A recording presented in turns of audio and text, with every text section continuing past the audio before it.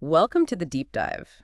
Today we're digging into, well, literally what the Earth is made of minerals. That's right. They're the absolute fundamentals. You hear the word mineral all the time, maybe vitamins or something, but for geologists it means something very specific. Oh, definitely. It's a precise definition. So we're using the chapter Patterns in Nature, Minerals, as our guide today. And the goal is for you, listening, to really get what a mineral is geologically speaking, how they form, how they're organized. And yeah, even the difference between, say, a common rock-forming mineral and a really spectacular gem. We want you to walk away with a solid grasp of it all. Exactly. Minerals are the building blocks for almost all rocks, all sediments. Understanding them, that's key to understanding the planet. We'll cover everything from, ancient ideas about them to the high-tech stuff we use now, like X-rays. Electron microscopes, yeah. Yeah. And their practical side, too. Industry, ores, gems, and sometimes even hazards. Okay, let's start with the big question then. What is a mineral geologically? It's clearly not just anything you pick up off the ground. Right. Everyday language is pretty loose with the term. Geologically, though, it's a checklist. Has to meet several criteria. Okay, criterion one. And has to be naturally occurring. So formed by processes on Earth, not, synthesized in a lab, although synthetic versions can be identical chemically and structurally. Got it. Natural origin. What else? Formed by geologic processes.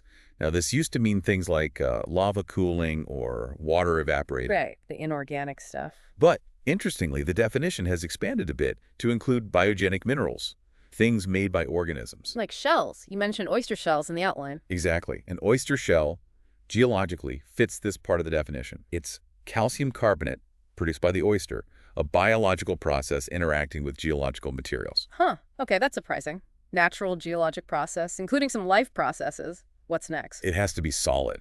So no liquids like water or oil, no gases. Straightforward enough. Relative. Fourth, and this is crucial, it must be a crystalline material. Crystalline. Mm-hmm. Meaning? Meaning the atoms inside are arranged in a very specific, orderly, repeating 3D pattern. That's the crystal structure, or crystal lattice. Okay. Think of it like soldiers lined up perfectly in formation. Mm-hmm. That's crystalline. As opposed to? As opposed to something like glass. Mm-hmm. Glass is non-crystalline or amorphous. The atoms are more jumbled, like guests mingling randomly at a party. No long-range order. So that fancy-cut crystal wine glass isn't actually a geological crystal? Nope. That's glass. Beautiful, maybe. But its atoms are in that party arrangement, not the soldier formation. It's not a mineral crystal. That analogy really helps. Soldiers versus party guests. Okay, so ordered atomic structure. We're up to 4 criteria. Number 5, a definable chemical composition. You can write a chemical formula for it. Like H2O for water, but minerals are more complex. Sometimes much more complex, yeah. Diamond and graphite are simple, just carbon, C quartz, pretty straightforward. SiO2, silicon, and oxygen. Okay. But then you get something like biotite mica. Its formula is KM2FDMUAE3LC3010. Whoa. Okay, that's a mouthful. What does the MgF part mean? Magnesium or iron? It means magnesium and nor iron. The amounts of magnesium and iron can actually vary a bit within certain limits in the biotite structure, and it's still considered biotite. Ah, so the recipe allows for some substitution. Exactly. Some minerals have fixed compositions. Others allow for this kind of ionic substitution within their structure. And the last point. Number 6. Generally inorganic.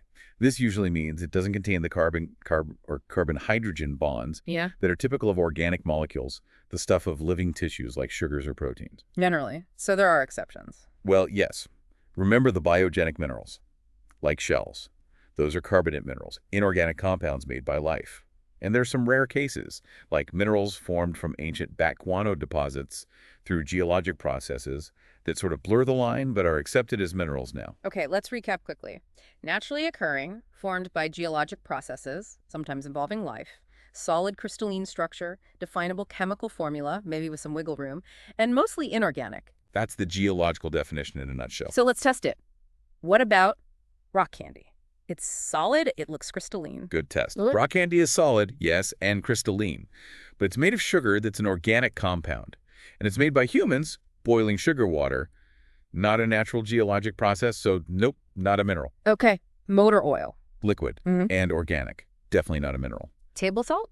Halide, yes. Yeah. Naturally occurring. Yep, evaporates from seawater. Geologic process, yes. Solid, crystalline, absolutely. Forms cubes. Definable formula. Inorganic. Yes.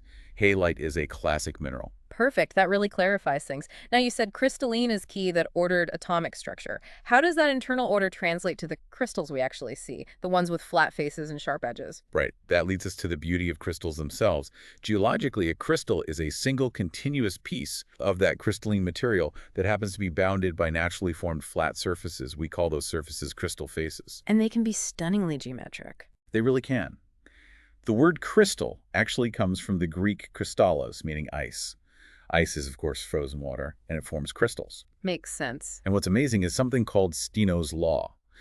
It says that for any given mineral species, the angle between two adjacent corresponding crystal faces is always the same. Always. No matter how big the crystal is or if it's kind of misshapen. Doesn't matter.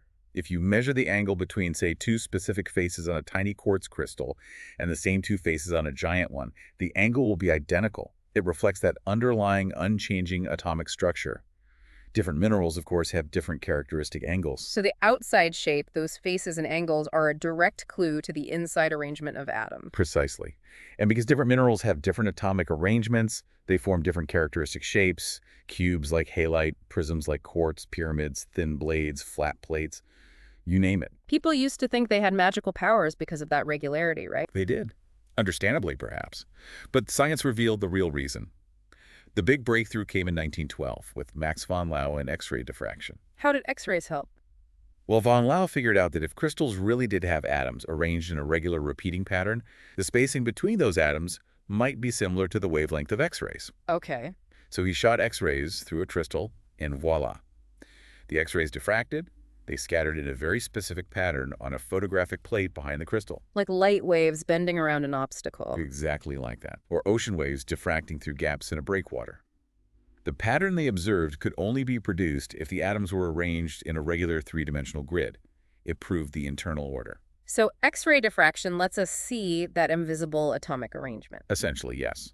It allows us to map out the positions of atoms. This led to the concept of the crystal lattice, that imaginary 3D framework of points showing the repeating pattern of atoms or ions. And that lattice dictates the crystal shape. It strongly influences it, yes. A cubic lattice often leads to cubic crystals, like in galena or halite. And these lattices, these structures, have symmetry.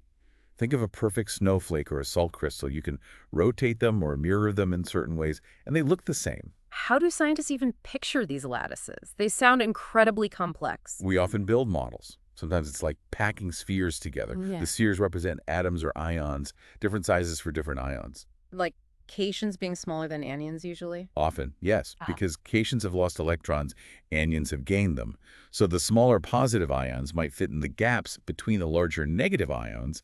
The way they pack cubic packing, hexagonal packing, affects the structure. And you can connect them with sticks for bonds. Right. Ball and stick models are common. For diamond, you'd see each carbon ball connected to 4 others in a tetrahedral shape, forming a super strong 3D network. Which is why it's so hard. Exactly. Now contrast that with halite. You'd see sodium ions and chloride ions alternating in a cubic grid held by ionic bonds. Or calcite, with calcium ions alternating with carbonate ion groups, CO3. It's all about that packing and bonding at the atomic level. It really is. And that brings us to polymorphs. Right. You mentioned diamond and graphite.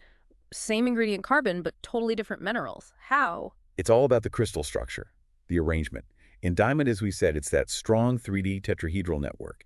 Every carbon bonded strongly to 4 neighbors makes it incredibly hard. Okay.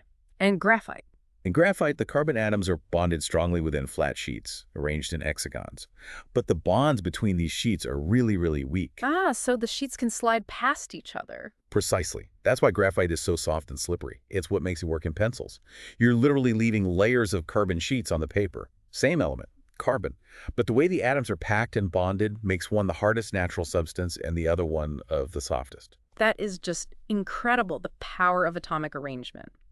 Okay, so we know what they are, their structure. But how do minerals form? Where do they come from? Good question. There are essentially 5 main pathways, according to the source material.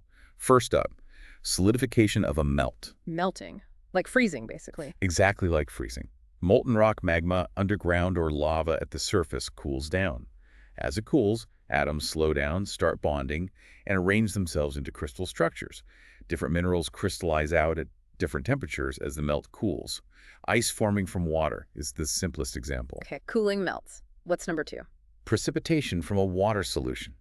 Imagine you have water with lots of dissolved ions, elements, or molecules floating around. Like salt water. Perfect example. If the water evaporates or if conditions change so the water can't hold as many dissolved ions, it becomes supersaturated. The ions start bonding together and forming solid crystals that precipitate out of the liquid. Salt flats forming when a lake dries up, that's precipitation. And those huge gypsum crystals in that cave in Mexico, was that precipitation too? Absolutely. A stunning example of slow precipitation from groundwater saturated with calcium and sulfate over a very long time in stable conditions. Just breathtaking. Wow. Okay, so cooling melts, precipitation from water. What's third? Solid state diffusion. This one's maybe less intuitive. It happens entirely within a solid rock, usually under high heat and pressure, like during metamorphism. Atoms moving within a solid. Yep.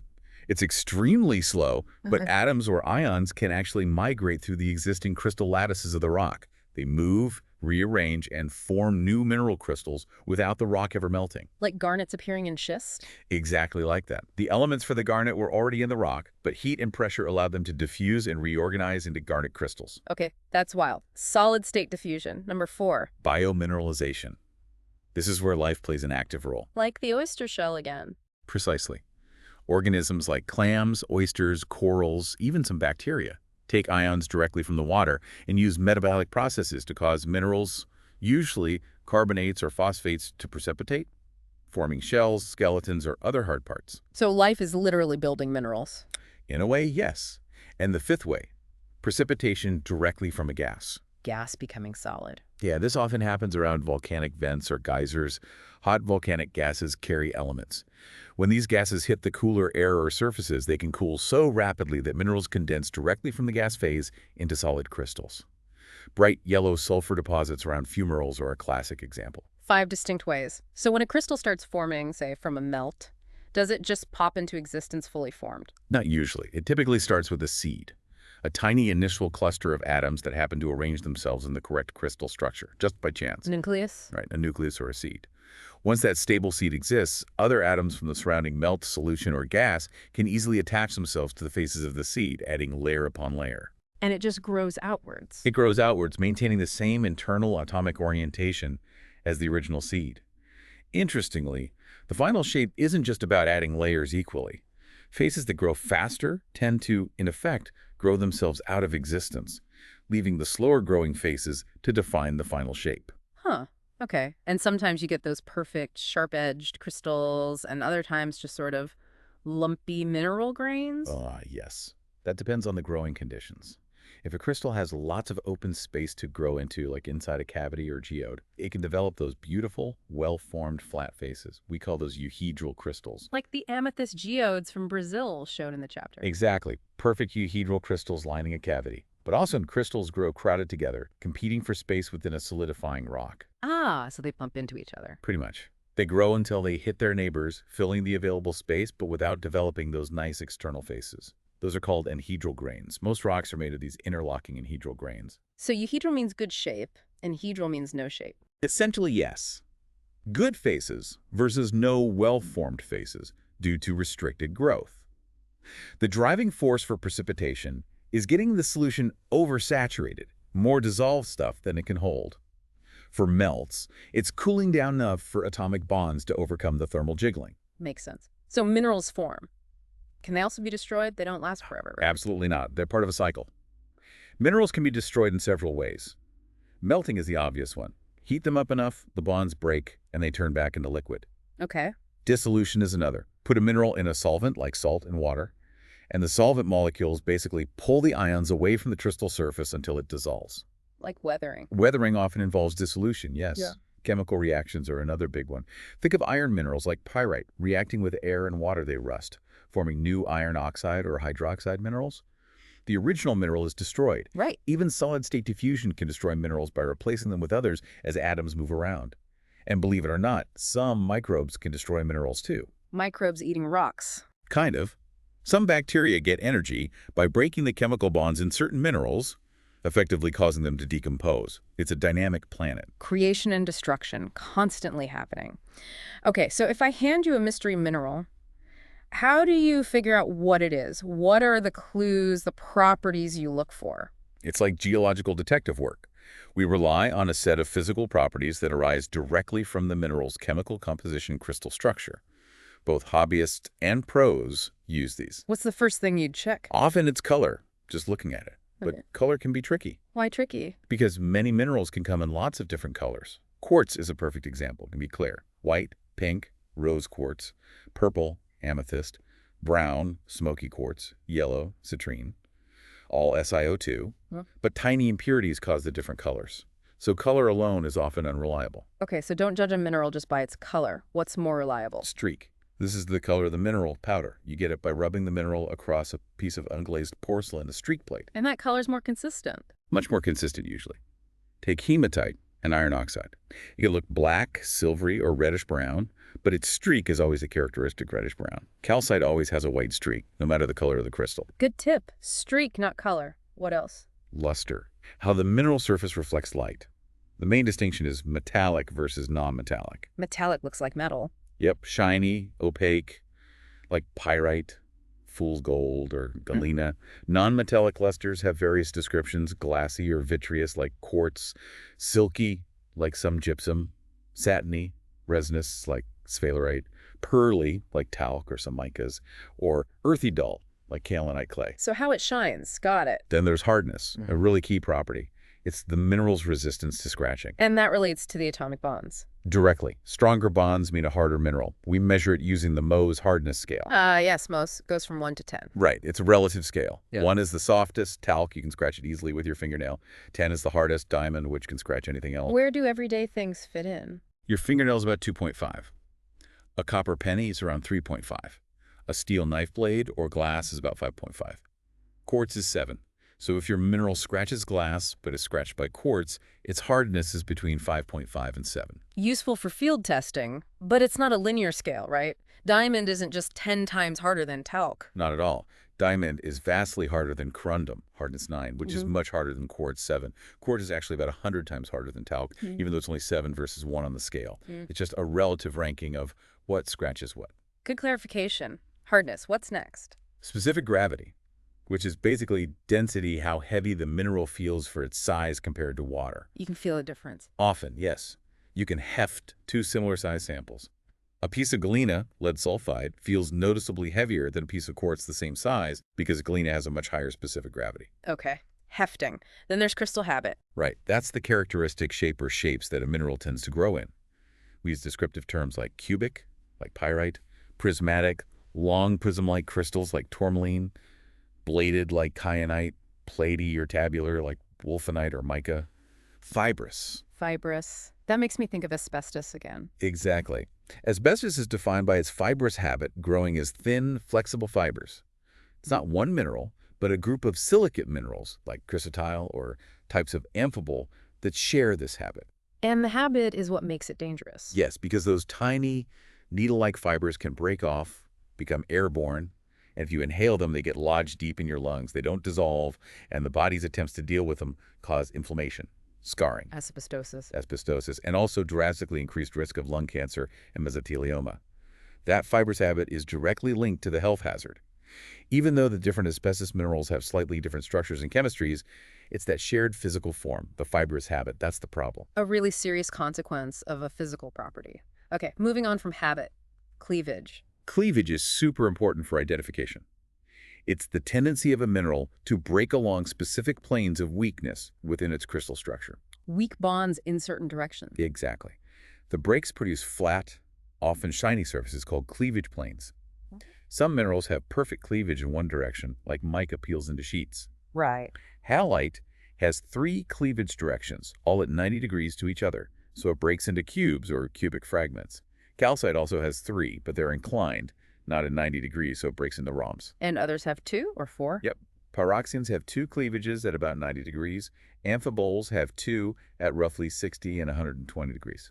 Diamond has 4 directions. The number of directions and the angles between them are characteristic. How is cleavage different from a crystal face? They both look flat. Good question. A crystal face is a growth surface it formed as the crystal grew. Cleavage is a breakage surface it forms when you break the mineral, and it's repeatable. You can break it again along a parallel plane. Okay. Growth versus breakage. What if a mineral doesn't have cleavage? Then it fractures. Fracture is just how a mineral breaks when it doesn't split along cleavage planes. It might be irregular, like most rocks break. Or some minerals, like quartz or glass, show conchoidal fracture, smooth, curved surfaces, like the inside of a clamshell. Conchoidal, like flitnapping. Exactly the same type of fracture. And finally, there are special properties, things unique to only a few minerals. Like? Well, calcite fizzes strongly when you put a drop of dilute hydrochloric acid on it, releases carbon dioxide. Dolomite fizzes only weakly, or powdered.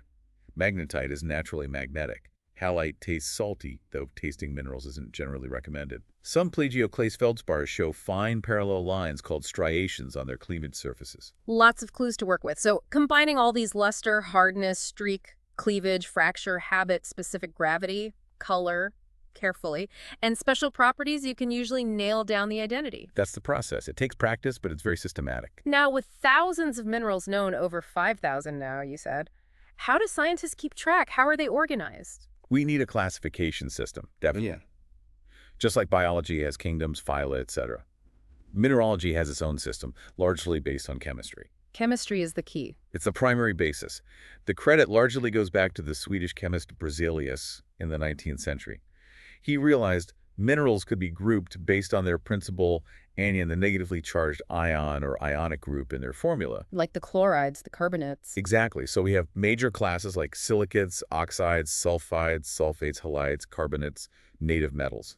This chemical grouping brings order to the chaos. Which group is the biggest? By far, the silicates. They make up something like 95% of the continental crust and pretty much all the oceanic crust in the mantle. They are the rock-forming minerals. And what defines a silicate? The fundamental building block.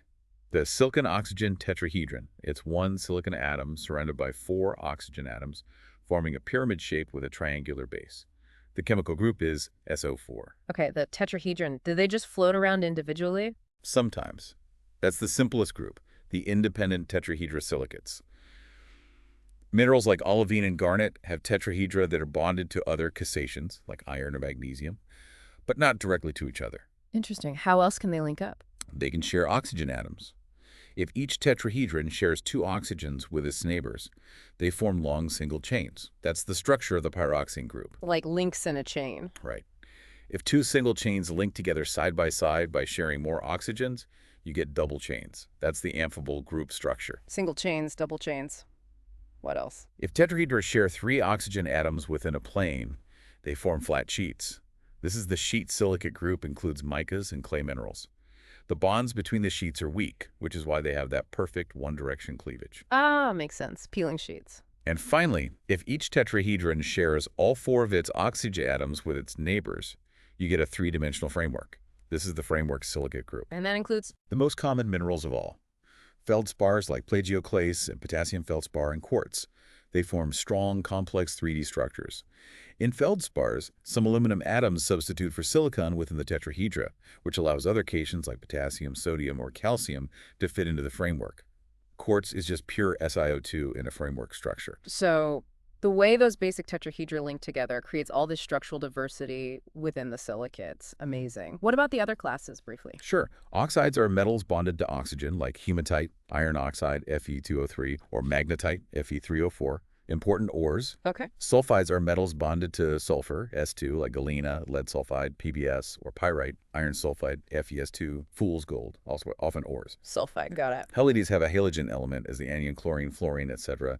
Halite, NaCl, salt, and fluorite, KF2, are common halides. Okay. Carbonates contain the carbon ion, CO32. Calcite, TeCO3 in limestone, and dolomite, CamGCO32 are the big ones here. They react with acid. Right, the fizz test. Native metals are just pure metals found naturally: gold, Au, copper, Cu, silver, Ag, held together by metallic bonds. Cool. And sulfates contain the sulfate ion, SO42.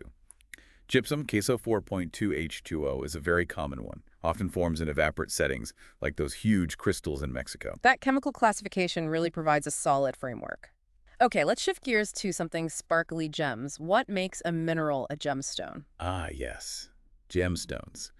Basically, a gemstone is a mineral that's prized for its rarity, its beauty, and durability, giving it special value.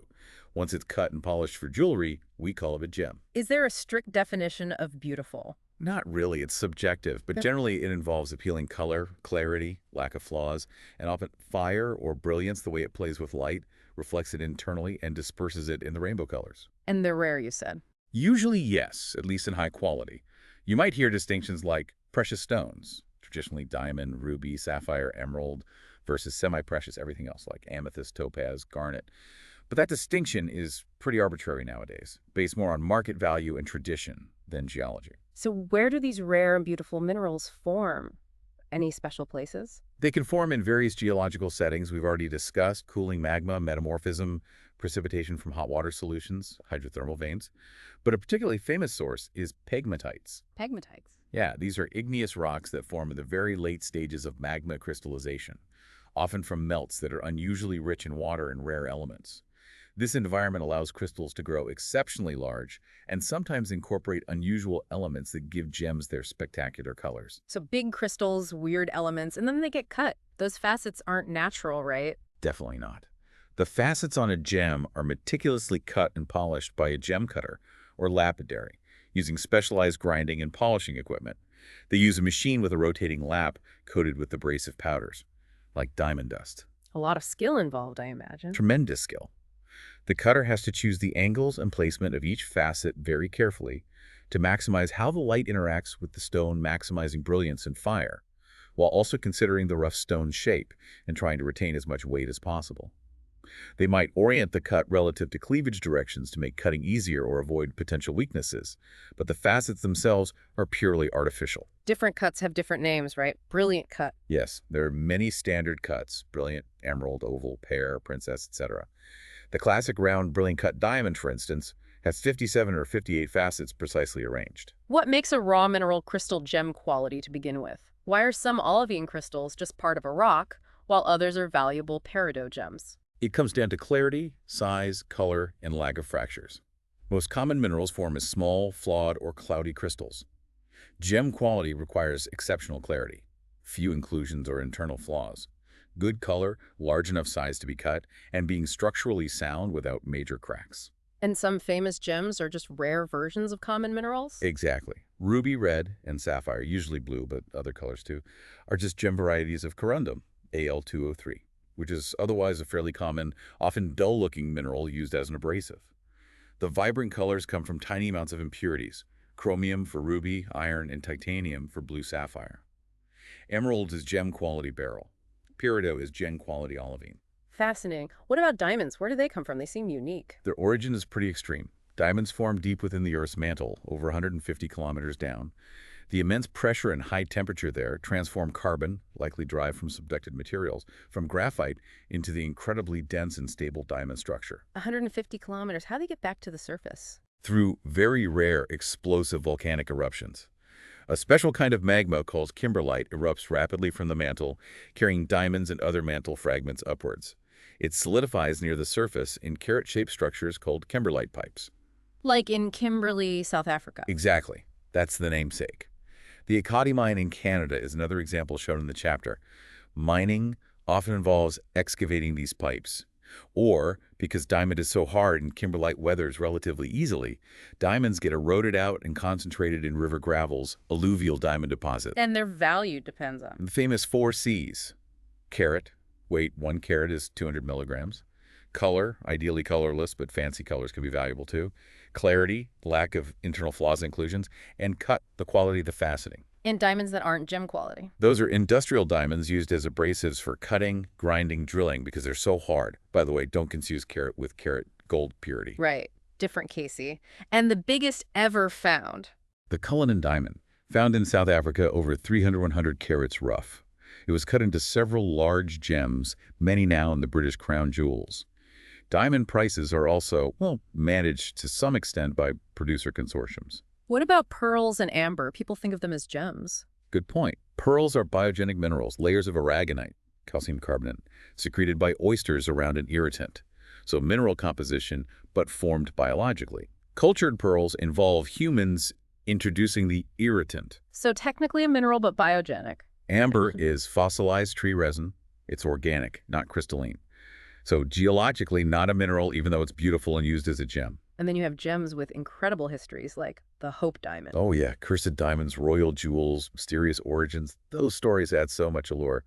The Hope Diamond's journey from India through French royalty, disappearance, reappearance, to the Smithsonian is a saga in itself. Absolutely. Well, this has been a fantastic journey through the world of minerals. We've really covered the geological definition. The crystalline structure, the 5 ways they form, how to identify them using physical properties. The chemical classification, especially those diverse silicates, and finally, the special case of gemstones. We've seen they're naturally occurring, solid, crystalline, formed geologically, with a definable chemistry, mostly inorganic. That internal order is key, leading to crystals and influencing properties like hardness and cleavage. And they form from melts, solutions, solid-state diffusion, life, even gas. Then identified by color, streak, luster, hardness, habit, cleavage. Fracture, specific gravity, special tests, classified by anions, with silicates dominating, built from those AO4 tetrahedra linked in different ways. And gems are the rare, beautiful, durable ones, often enhanced by faceting, with diamonds having that unique deep earth origin. It covers the core concepts from that Patterns in Nature Minerals chapter quite thoroughly, I think. It really does. Which leaves us with a thought. Considering all this variety and the processes involved deep inside the earth, what other mineral wonders might still be waiting to be discovered? And what properties might they have? How could they change our understanding or our technology in the future? It's a fascinating frontier right beneath our feet. Definitely something to ponder. And if you want to keep exploring, check out the GeoTours worksheet linked to this chapter. It's got great stuff on rare earth elements, hands-on mineral ID, diamond mines via Google Earth, even mineral reactions after coal mining. And don't forget the online resources. There are animations on mineral formation, classification, chemistry, plus interactive exercises on crystal structure, growth, and properties. Great ways to really cement your understanding.